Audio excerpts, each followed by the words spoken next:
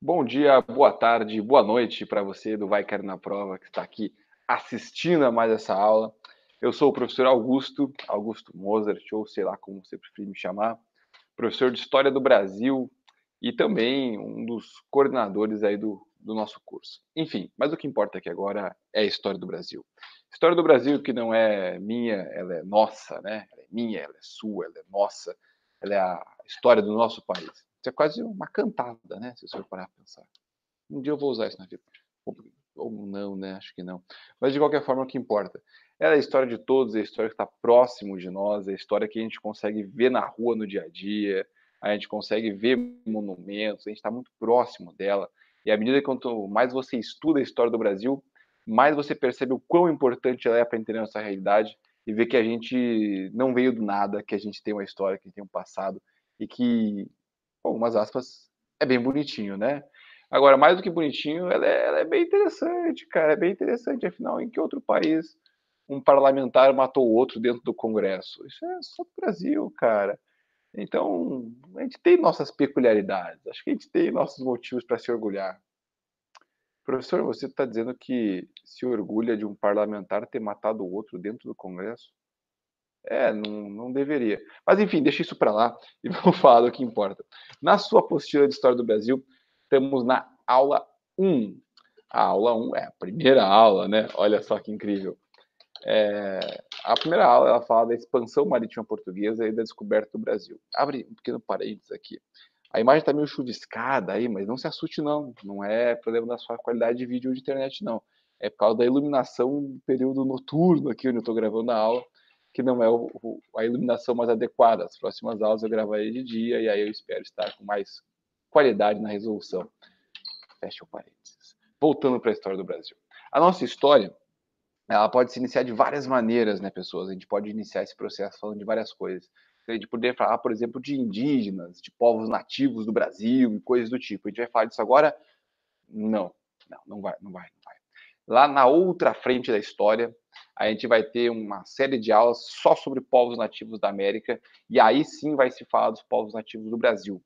Por que eu não vou falar disso agora? Porque a história do Brasil, esse país que a gente conhece, ela se inicia em 1500 com a chegada dos portugueses. Então, tudo aquilo que está antes da chegada de Pedro Álvares Cabral no Brasil é o que a gente chama de história pré-cabralina, ou seja, história antes de Cabral, é quase como uma pré-história do Brasil. E isso vai ficar para outra frente da história, mas você vai estudar, isso pode cair no Enem, enfim, isso pode aparecer na sua vida. Mas nessa frente, a gente vê o que causou 1500 e de 1500 para frente na história do nosso país. Então, o que causa a chegada dos portugueses aqui no Brasil é o primeiro assunto da nossa apostila, pessoas. Coisa boa. Portugal, assim como vários países da Europa, estava vivendo nos séculos XV e XVI o final da Idade Média e o início da Idade Moderna. Era uma grande fase de transição que já vinha acontecendo desde lá das Cruzadas, século XI, XII, XIII, XIV, é quando chega no XV é que vai ter a descoberta do Brasil. Mas é um período de transição, cara, decadência do feudalismo na Europa, crescimento do capitalismo. Portugal já é resultado disso, se eu for analisar a história de Portugal com detalhes, mas a gente não vai se aprofundar aqui. A história de Portugal ela é interessante porque Portugal nasceu, pessoas, de uma reconquista. Portugal é um território que ficou sob domínio dos muçulmanos durante muito tempo, assim como boa parte da Espanha, e depois das cruzadas, nas guerras de reconquista, os cristãos retomaram esse território e formaram ali reinos cristãos, entre eles um condado, porque é o condado portucalense, que depois dá origem ao reino de Portugal, que se consolidou então nesse período. Quando a gente fala, então, do Portugal que vai chegar no Brasil, Portugal do século XV, já é um Portugal consolidado, um Portugal com uma monarquia fechada, com uma família real intensa e com uma atividade comercial bastante razoável. Nesse período da história, pessoas, o que marca a Europa é a busca por uma série de produtos que, em linhas gerais, a gente chama de especiarias. Esses produtos eles são condimentos que podem ser usados tanto para temperar alimentos, quanto também, e muito mais para isso, para armazenar esses alimentos sem que eles se estraguem. Eles são conservantes. Tem que lembrar quem está falando de século XV. Século XV não tem geladeira, não tem freezer, não tinha quimicamente produzidos pela indústria componentes para evitar a deterioração dos alimentos. Então era muito comum na Europa, em boa parte do mundo, as pessoas fazerem a conserva, né? Que a gente nem encontra resquícios disso, aqueles vidros bonitos de pepino, a conserva de pepino. Pois é, você bota ali alguns condimentos que vai fazer aquele pepino durar muito mais tempo do que ele duraria o natural, né? Então é mais ou menos por aí. E essas especiarias podem ser de várias formas, pessoas. A gente pode estar falando de baunilha, a gente pode estar falando de açúcar, a gente pode estar falando de noz moscada, a gente pode estar falando de pimenta, enfim, a gente pode estar falando de um monte de coisa que faz parte desse conjunto de especiarias. E a Europa precisava disso. Só que esses produtos, em geral, eles não nascem na Europa, eles não são da Europa. A maioria desses produtos está lá na Ásia, principalmente na Índia, você encontrava grande quantidade desses produtos. Durante a Idade Média, e está falando até o final dela, esses produtos chegavam na Europa de várias formas. A gente pode falar da Rota da Seda, que inclusive você vai estudar com mais carinho lá na outra frente de história, que você vai ver que é uma grande rota que saía lá da China, atravessava a Ásia Central e chegava na Europa via Constantinopla. Professora, não sei o que é Constantinopla. Calma, Constantinopla é onde hoje é a cidade de Istambul, na Turquia. É um lugar meio mágico, assim, é Europa e do outro lado é a Ásia, cara. É um negócio bonito, é um negócio incrível. No meio tem um estreito de mar que separa, mas é literalmente um estreito, cara. Você consegue atravessar nado se você souber nadar, que não é meu caso. Mas se você souber nadar, você consegue atravessar nado. E por ali era muito fácil de barqueiros levarem essa mercadoria. Então havia antigamente esse espaço, né? Mas acontecia esse comércio porque quem dominava Constantinopla era um reino cristão, que era o Império Bizantino. E aí, com muitos e muitos anos, esse império acabou sendo destruído, sendo tomado pelos otomanos, que é o que vai dar origem aí, muito depois àquilo que a gente chama de Turquia. E esses povos não eram mais cristãos, eles já eram muçulmanos, e em geral, como eles tinham expulsado os cristãos dali, ali não era mais o melhor dos mundos para passar com essas mercadorias. Até tinha como, só que já era muito caro para você fazer esse transporte por ali. Então, ali aposenta essa ideia. Outro caminho que existiu durante muito tempo é o caminho via árabes. Você traz de barco, isso pagando, né? Da Índia, passando pelo Oceano Índico, subindo no Mar Vermelho, aí desembarca ali no sul do Egito, atravessa o Egito por terra, e no porto de Alexandria, que é no norte do Egito, você embarca em direção às cidades-estados da Itália, Veneza, Gênova, são exemplos disso. E ali você tinha um comércio. Esse comércio funcionou durante muito tempo, mas você vai estudar na outra frente da história também um negócio chamado cruzadas, que são guerras entre cristãos e muçulmanos, que vai quase inviabilizar esse projeto de manter comércio com os árabes, porque os cristãos vão atacar quem? Vão atacar os árabes. Outro problema é que chegava, mas chegava muito caro, porque essas cidades-estados da Itália, Gênova, Veneza, e outras, mas mais essas duas, elas monopolizavam esse comércio. Então era muito caro para comprar delas. Não tem outra opção, compra. Mas não era o mais adequado. Aí você pode falar, pô, professor, mano, pensando que eles estavam vindo da Ásia, lá do outro lado do mundo. Esses caras não podiam chegar na Europa pela Rússia, por exemplo, professor? Ah, no mapa dá, né, cara? Só que na Rússia, você vai estudar em geografia, cara. Tem uma cadeia de montanhas que é os Montes Urais. Dá para transpor essas cadeias de montanha caminhando? Sim, mas é difícil e não é para qualquer um. E sem falar que no período de inverno é quase impossível. Então era uma rota muito difícil, muito mais longa, uma rota inviável financeiramente e de vida, o cara morria muitas vezes nessa rota. Então, em geral, era algo que os europeus não faziam esse caminho pela Rússia. Então havia ali no século XV, não só no século XV, mas no XV especificamente que a gente fala do Brasil, um anseio, uma vontade de explorar um outro caminho. E aí havia uma ideia, e Portugal vai comprar essa ideia, que é qual? Chegar na Índia pelo oceano. Só que ninguém nunca tinha feito isso. Não dos europeus modernos. Ninguém nunca tinha feito isso. Afinal, como que você vai sair de Portugal e chegar na Índia? A rota é simples. Inclusive, na segunda página lá da aula 1, tem um mapinha que mostra essa rota, cara. É contornando a África. Você sai de Portugal, imagina que Portugal está aqui em cima, Portugal é onde está a minha águia. contorna a África, que é a minha cara, passa aqui por baixo e chega na Índia, que é aqui no livrinho laranja aqui de cima. Então você faz esse trajeto de contorno na África.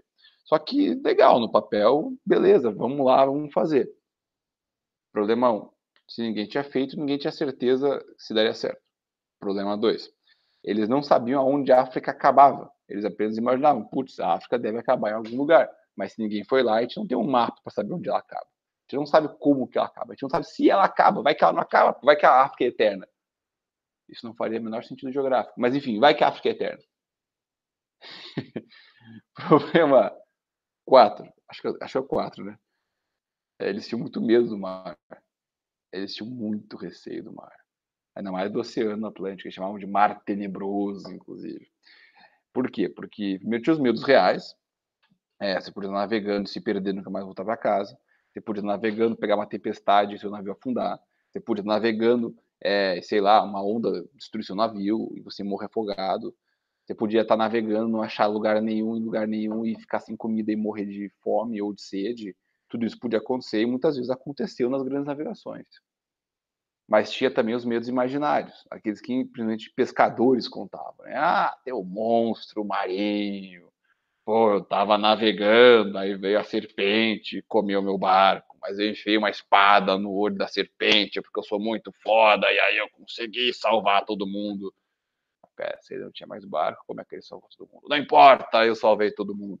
Ou seja, tinha esses medos imaginários, medo de sereia, e até um medo que tá meio que na moda de novo, o medo de que a Terra seria plana. Mas diferente de hoje, que os terraplanistas evoluíram, até os terraplanistas evoluíram, e eles falam bizarramente que na borda da Terra tem uma um cinturão de gelo que evita que a água caia para o espaço. Se bem que eles falam que não tem espaço, mas isso é uma pilha muito errada da cabeça deles. Tem uma explicação do porquê a água não cai. Na época eles achavam que a água chegava no final e caía. Era a cachoeira do fim do mundo que eles falavam. Muita gente acreditava nessa bizarrice. Só que tem um outro detalhe. Se tem água caindo em toda a borda da Terra, como é que o mar ainda está cheio de água? Eles, é porque chove. Veja que não fazia o menor sentido. Eram medos que existiam, mas medos que, em geral, não dá para a gente levar muito a sério, né? O fato é, Portugal vai aceitar essa ideia de que era possível sim chegar na Índia contornando a África. Outros depois vão tentar outros caminhos, né? Se você for atrás com detalhe, teve gente que tentou fazer o contorno da Europa pelo norte, descobriu que o Ártico impedia a passagem, por exemplo. Depois vai ter gente que vai tentar fazer, como é o caso de Cristóvão Colombo, uma circunavegação e vai descobrir a América, mas isso é mais para frente na história. Para Portugal ter sucesso nisso, vários fatores ajudam Portugal. Um fator que é bem importante nisso, ponto 1, de fatores que levaram Portugal a ter sucesso, é a localização geográfica de Portugal. Portugal tem uma posição geográfica, pessoas, muito favorável para a navegação. Portugal está de frente para o oceano, galera. Portugal está com a cara para o mar, cara. Isso que é o mais legal. E se Portugal está com essa cara de frente para o mar, Portugal tem um histórico de navegação de pesca. Tanto que Portugal tem a sua cidade mais ao norte, que é a cidade do Porto. Ela não se chama Porto por acaso, né, cara? Portugal, inclusive, chama Portugal por causa da cidade do Porto, e Porto se chama Porto porque, olha que incrível, lá tem um porto. E Lisboa, que é a capital, também é uma cidade portuária, lá com o Rio Tejo. Então você tem um histórico de Portugal navegar por estar numa posição privilegiada para navegar. Não ia ser, sei lá, a Suíça que ia fazer navegações, até porque a Suíça não tem mar, né, cara? Então não dava. Portugal tinha essa condição. Uma segunda condição é que Portugal, no século XV, já era um reino estável. Portugal já tinha se formado, já tinha se consolidado, já tinha uma monarquia estabelecida, tinha um sistema político em que quem estava lá entendia como funcionava. E isso para os negócios, a gente está falando de um negócio, é comprar e vender especiaria, é interessante, porque dá uma segurança para aquela burguesia fazer um investimento grande, que é financiar grandes navegações. Então tinha esse fator também. Outro ponto é que, como Portugal já tinha ali navegado e tal, Portugal já tinha alguns conhecimentos náuticos de pesca, e ainda vai passar por um outro fator. No governo do Dom João I, um dos filhos dele, o infante Henrique, ele convenceu o pai de financiar uma escola de navegação, que é a Escola de Sagres. Ele pagou para sábios do mundo inteiro, entre muitas aspas, esse mundo inteiro. Está falando de norte de África, Oriente Próximo e Europa, para irem até Portugal e ali se reunirem e estudarem formas de fazer essa navegação, como conquistar isso, como fazer isso, e dali saiu muito conhecimento, cara. Alguns já existiam e foram retomados pelos portugueses, ou seja, os portugueses não sabiam, mas aí eles passaram a saber. Alguns foram aprimorados e algumas coisas realmente surgiram ali.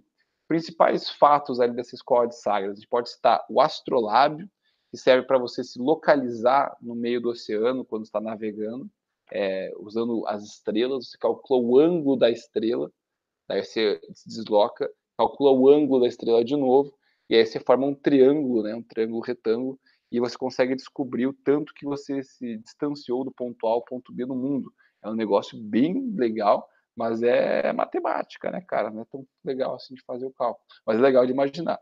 Também tem a bússola, que é uma retomada de conhecimento, e eles ainda criam um navio que é a caravela, que é um navio muito mais interessante para a exploração. Porque quando a gente faz navio, parece que todo navio é tipo navio. Mas não, tinha tipo o navio cargueiro, que eram navios grandes, as naus portuguesas, que eram muito pesadas, lentas e, por consequência, não eram boas para explorar.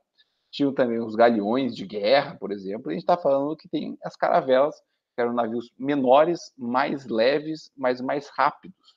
Isso fazia com que a sua exploração pudesse correr de forma mais agradável, sem falar que você tinha um navio que podia navegar por águas mais rasas, né, como a entrada de rios e coisas desse tipo.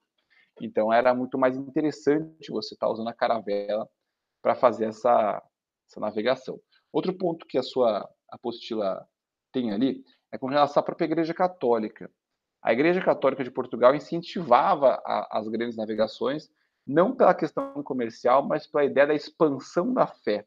Pouca gente fala disso, mas isso também acontecia. Havia a ideia da Igreja Católica de levar, então, a fé cristã católica para todos os rincões da humanidade, conquistar mais fiéis e coisas desse tipo. Então, havia, em Portugal, muitos fatores para ter navegações.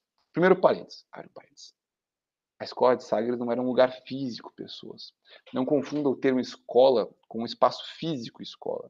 A escola de Sagres nunca teve um prédio. A escola de Sagres foi um grupo de estudos. Então você não vai em Portugal e o cara fala, pô, aqui é escola de Sagres. Isso não vai acontecer, não. Não deixe de se enganar. Tanto que durante muito tempo o pessoal tinha dúvida se de fato isso tinha rolado, se não tinha, porque associava o termo escola ao espaço físico escola. E isso não vai ter. Enfim, 1415 inicia o período da expansão marítima portuguesa formalmente, já século XV, lembrando que 1401 é século XV, 1400 é século XIV. Logo, o século XV começa em 1401 e acaba em 1500 com a descoberta do Brasil.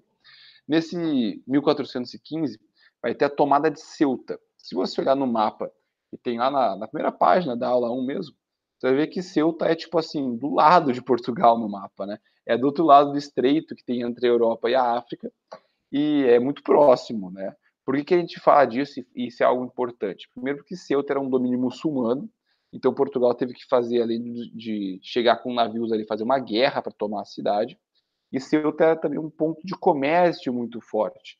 Ali tinham rotas que vinham do sul da África, rotas subsaarianas, como a história chama, e que chegavam ali com pedras preciosas, pele, alguns óleos, inclusive escravos e alguns escravos negros, inclusive. Então ali a gente começa a ter o contato de Portugal com a escravidão negra, que era algo que já acontecia na África, entre os próprios povos africanos e os povos árabes e coisas desse tipo. Então era um ponto marcante. Sem falar que se você vai fazer uma viagem de navio muito longa para algum lugar que você nem sabe onde é importante você ter pontos de parada, né? Porque você precisa reabastecer o navio. Então, Ceuta é bem importante na história de Portugal. Nos anos seguintes, Portugal continua se expandindo. Tem uma série de ilhas do Oceano Atlântico que Portugal vai descobrindo, alguns arquipélagos, né? A gente pode citar Canárias, Cabo Verde, Ilha da Madeira, enfim, são todas ali entre Portugal e o noroeste da África. E essa expansão, então, vai ganhando esses pontos que, em geral, como a Ilha da Madeira, não tinham população humana, mas que são bons pontos para você parar e reabastecer seu navio e formar ali uma população, explorar aquela área também. Em 1434, como a sua apostila fala, tem o Gil Eanes, um navegador português, que ele consegue transpassar o Cabo Bojador.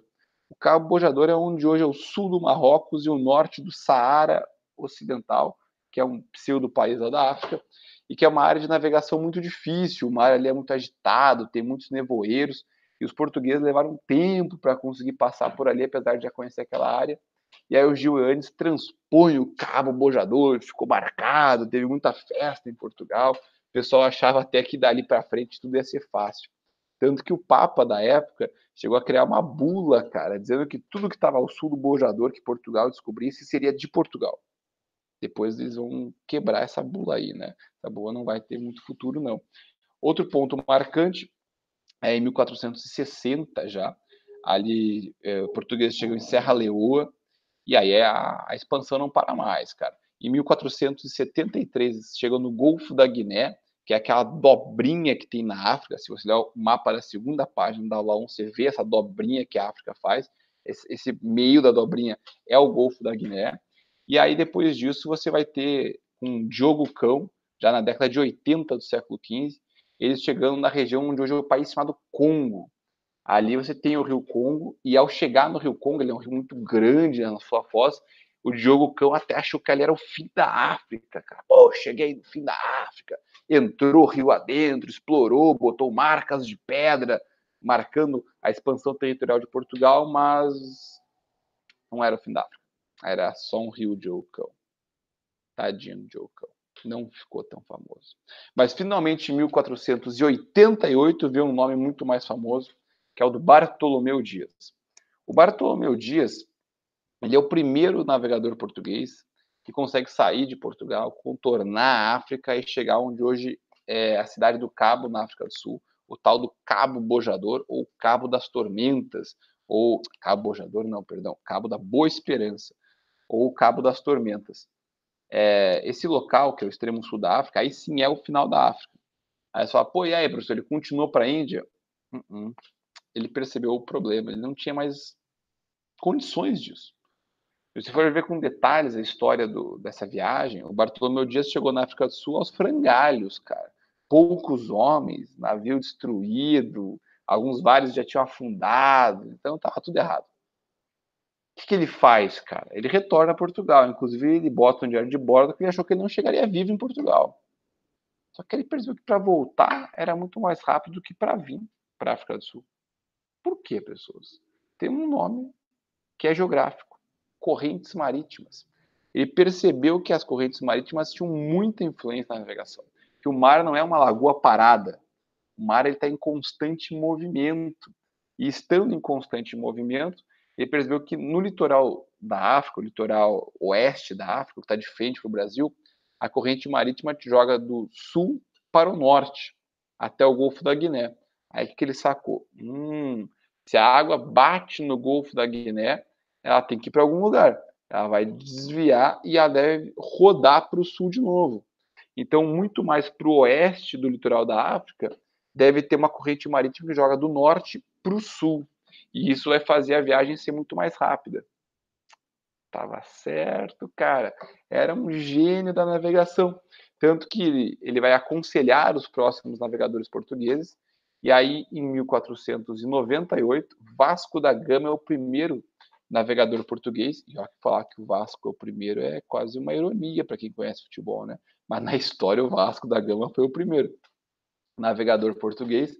Sai de Portugal, usa a rota proposta pelo Bartolomeu Dias, se desvia em relação à África, passa muito próximo do litoral do Brasil, contorna a África do Sul pelo sul, chega inteiraço na Índia para comprar especiaria, se enche de especiaria o Vasco da Gama, volta a Portugal, vende mais de 1000% de lucro, um negócio maravilhoso, e consegue fazer, então, a abertura dessa rota comercial.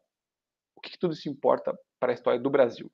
Em 1498, Vasco anotou lá no diário de bordo: eu vi pássaros e folhas no mar em uma área que supostamente não tem terras.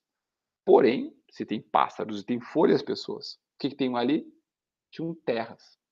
E aí ele escreve: terras essas que estão dentro dos domínios portugueses, segundo o Tratado de Tordesilhas. Pera aí, eu não falei Tratado de Tordesilhas. Professor, você não falou Tratado de Tordesilhas, professor? É verdade, mas tenha calma. Eu só estou falando de navegações portuguesas. Agora bota aí um parênteses de novo. Vamos ver um outro paizinho do lado de Portugal. Uma tal de Espanha que na época ainda se chamava Castelo e Aragão.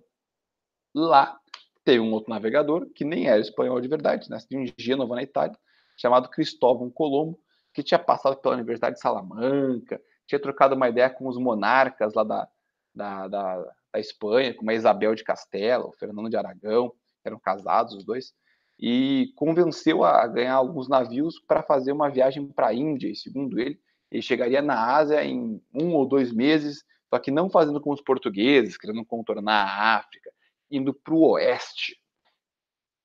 O ano era 1494. Colombo saiu com seus navios, Pintanina e Santa Maria, os 3 navios de Colombo, isso não importa, é só curiosidade, atravessou o Oceano Atlântico, mas não chegou na Ásia. Ele acreditava já na esfericidade da Terra, coisa que na época era uma piada para a maior parte das pessoas. Ele falava, a Terra é como uma laranja, blá, blá, blá. Ele estava certo nisso. O que ele estava errado é o tamanho da Terra, porque não dá, mesmo que não tivesse a América no meio do caminho, não ia ser com 1 ou 2 meses de viagem que ele ia sair da Europa para chegar na Ásia. O segundo problema é que tem um continente no meio do caminho, que é a América. Ele não conhecia isso, e aonde Cristóvão Colombo vai parar? Na América, e por aqui ele chegou em 1492. Então o Colombo, ele não chega no Brasil, mas ele descobre a América. A Espanha, para garantir que ia ter algumas terras para ela nesse novo mundo, busca o Papa como mentor e propõe para Portugal um novo tratado, cara. Um tratado que, em vez de separar com uma linha ao sul do Cabo Bojador, como o centro de Portugal, uma linha no sentido oposto, né? No sentido vertical e não horizontal no mapa mundo que a gente conhece, que dividiria o mundo para o lado da África, território de Portugal, para o lado da América, por conta do Colombo, território da Espanha. Qual seria o limite da linha? Eles, 100 léguas marítimas a oeste do arquipélago de Cabo Verde. Vamos fazer esse modelo. E aí, Portugal, em 1493, inicialmente até, legal, mas depois voltou atrás. Tanto que em 1494 vai ter o tratado que a gente importa, que é o Tratado de Tordesilhas, porque ele foi assinado na cidade de Tordesilhas, e ele define a linha que separa, então, o que é de Portugal e o que é de Espanha, a 370 léguas a oeste do arquipélago de Cabo Verde. Tem um mapa lá na segunda página da aula 1 de História do Brasil, que mostra essa linha para você. E aí o Brasil, que nem estava descoberto ainda, pelo menos não oficialmente, estava no território português e não no território espanhol. Por que eu falei não oficialmente? Talvez Portugal já soubesse do Brasil, com navegações fantasmas. Talvez Portugal já fizesse navegações e não registrasse todas elas. Porque afinal, por que Portugal, se Portugal estava interessado em contornar a África, ia brigar para separar um espaço maior de oceano para eles? Talvez não faça nenhum sentido. Então, talvez Portugal já soubesse do Brasil, não tenha informado para ninguém. Mas tudo isso não tem provas, carece de documentos. Oficialmente, é em 98, que Portugal fica sabendo da existência de uma ilha, segundo o Vasco da Gama, uma ilha que ele não deu nome, que ele não viu o que era, mas falou, se tem folhas e tem pássaros, é uma ilha. E aí, por conta dessa informação do Vasco da Gama, em 1500, logo depois da chegada do Vasco em Portugal, ele chegou em 1499 em Portugal. Portugal reúne alguns homens, entre eles um tal de Pedro Álvares Cabral, que era militar, até então ele não era para ser um navegador, reúne informações, pega navios e fala: você vai para a Índia comprar especiaria, porém, antes vai checar essa informação do Vasco da Gama, ver se de fato tem uma ilha portuguesa nesse meio do caminho. E aí o Cabral, militar, não podia dizer que não, ele sai então de Portugal e vai vir parar aqui no Brasil. Vai vir parar aqui no Brasil quando? Putz, hoje é dia 28, eu estou gravando essa aula, faz 6 dias. Dia 22 de abril, né? 22 de abril é a data da chegada dos portugueses aqui no Brasil. Não é feriado. Um dia foi feriado, mas não é mais, porque dia 21 já é feriado. Aí o brasileiro, os governos lá do tempo do Getúlio Vargas achavam que ia ser muita vagabundagem ter feriado dia 21, dia 22. Talvez fosse. Pensou se dia 22 fosse uma quarta, dia 21 ia ser uma terça, dia 20 ia ser recesso. Antes era domingo, antes era sábado. Ia ser uma bela vagabundagem. Quase um carnaval. E aí aboliram esse dia de feriado. Por isso que não é muito lembrado. Mas é dia 22 de abril, em que ele vai avistar o Brasil pela primeira vez. Segundo Cabral, foi mais ou menos o seguinte. Estavam navegando em direção ao ponto do Vasco da Gama, chegaram no ponto, navegaram um pouco mais para o oeste, e lá de cima das velas, um marujo, Cabral, Cabral, observe com a luneta para o oeste. E aí Cabral pega a lunetinha e observa.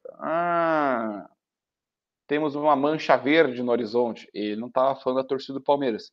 Temos uma mancha verde no horizonte. Vamos para o oeste. E foi. E de fato ele estava vendo um negócio, cara. Ele estava vendo uma montanha que é o Monte Pascoal. Por que Pascoal? Porque abriu o mês da Páscoa. Haha, é verdade. Portugueses são bem ruins para dar nome para as coisas. Essa montanha fica no litoral da Bahia, faz parte da Serra do Mar da Bahia. Mas chegando próximo às praias, onde é próximo do Monte Pascoal, ele não achou um porto seguro para atracar o seu navio. Um local que ele pudesse ancorar. Sacou? Um porto seguro. Aí ele navega um pouco mais ao norte, encontra uma baía, e lá ele percebeu, putz, aqui é um porto seguro. Portugueses são bem ruins para dar nome para as coisas. Então, Bahia, o estado chama-se Bahia porque tem várias baías por lá, inclusive a Baía de Todos os Santos, onde tem Salvador, e Porto Seguro é Porto Seguro porque lá eles acharam que era um porto seguro. Os nomes não são lá muito bonitos na sua história. O fato é, Cabral desembarca, Cabral passa vários dias aqui no Brasil com seus homens e achou tudo isso aqui uma loucura. Pero Vaz de Caminha vai escrever uma carta para o rei Dom Manuel I de Portugal avisando da descoberta do Brasil. Essa carta existe até hoje, é quase que uma certidão de nascimento do Brasil. É rezada aqui uma missa também no Brasil, a primeira missa no nosso território. Alguns degredados, que eram pessoas que haviam cometido crimes durante o trajeto de navegação, ficam abandonados aqui no nosso litoral. Mas fora isso, ninguém ficou aqui no Brasil. Então, apesar do Brasil ter sido descoberto em 1500, é um erro a gente falar que o Brasil passou a ser colonizado em 1500. Isso está errado. Enfim, pessoas, o Brasil está descoberto, podemos falar do início da nossa história. Mas, meu tempo acabou, né? Então, hoje paramos por aqui. Próxima aula eu falo mais aqui dos portugueses no nosso território e do período pré-colonial da nossa história. Hoje, então, encerro. Uma satisfação inenarrável ter você aqui vendo-me é uma palavra, me olhando, me assistindo, sei lá como é que eu posso falar. Mas é isso aí, pessoas. Até a próxima. E quem veste a camisa rosa do Vai Cair na Prova, passa no vestibular. E é isso aí. Grande abraço.